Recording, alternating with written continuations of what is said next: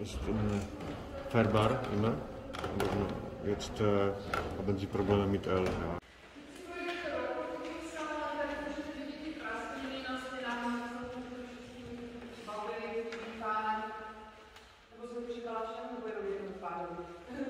Ta stavba stále pracuje, takže i není to hrůzostrašné. Oni se zase k tomu vrátí jednoho dne, jsou to místnosti, které zpravovali jako jedny z prvních, jsou tam soudři.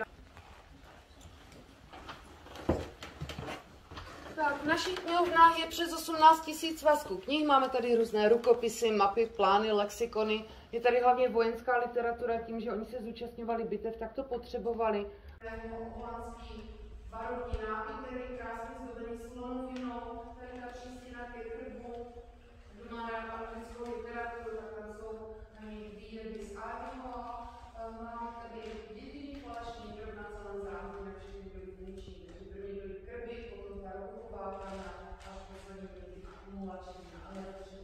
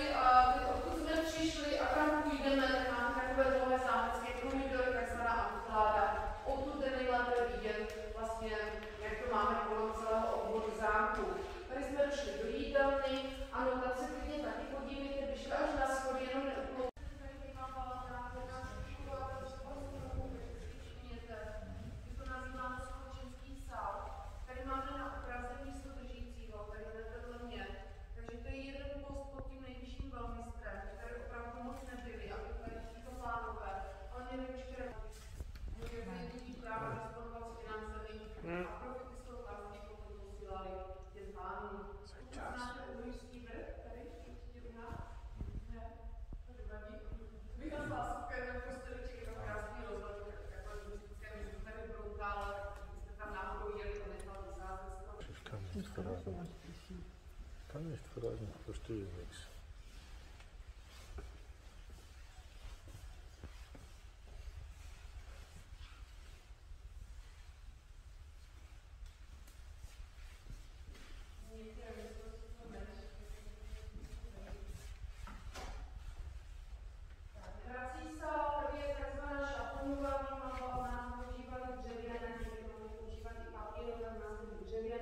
Některé části byly domlouvávané i ručně a zase nádherná výzdoba stropu.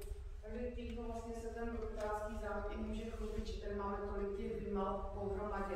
Dokonce i jeden pán z Ostravy, to je pan učitel, má studenty, takže tady tam pokusím mluvit pomaleji, to je špatná akustika, máte tam aktuální výstavu polské autorky Hány Bakuly, takže si to můžete prohlédnout, jenom opatrně kolem těch pojemnotná vám nespadne. Na stole jsou tam katalogy zdarma, takže si můžete vzít v ruce.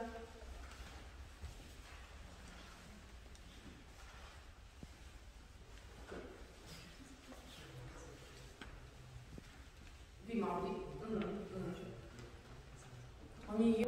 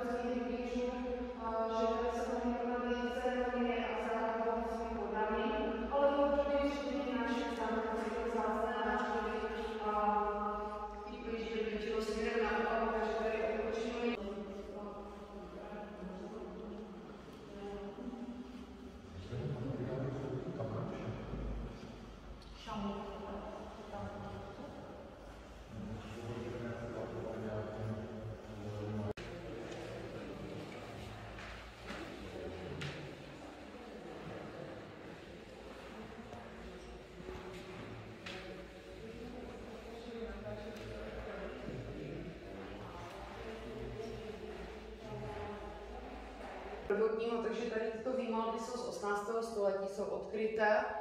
No ale ponechali to takto, možná proto vám to nelicuje k sobě ty erby, a ta spodní část. Ponechali to takto, protože po začátku tak vystoupil z toho řádu, protože se teda oženil potom a měl i 2 děti. Máme tady ještě důležitého pána, kterého vám ukážu, to je tady ten uprostřed. Tady. A to je Karel Alexandr Lotrinský, ten v 18. století souhlasil s tou velkou barokní přestavbou, je to švagr Marie Terezie. A ten má právě ty iniciály C a na balkoně před vstupem do zámku, pokud jste si ji všimli, pokud ne, tak se na ně podíváte, tak jsou tam právě proto. Jsou tam i 2 římské letopočty na naší fasádě. A to je, kdy proběhla barokní přestavba a ten starší potom je, kdy byla na masování na rytíře řádu. Tam za těmi dveřmi, tam už s vámi nepůjdu, tam je malá mezimístnost, nic tím není, je průchozí, takže tam bývají většinou matrikáři, když odávají, ale když bychom jich prošli, ocitneme se v té první místnosti, kde jsme začali, takže jsme to obešli takto kolem dokola. Já vás poprosím, až teďka otevřu dveře. Doprava, kdybyste vrátili papuče do police a návleky do koše a já vás doprovodím dolů na nádvoří.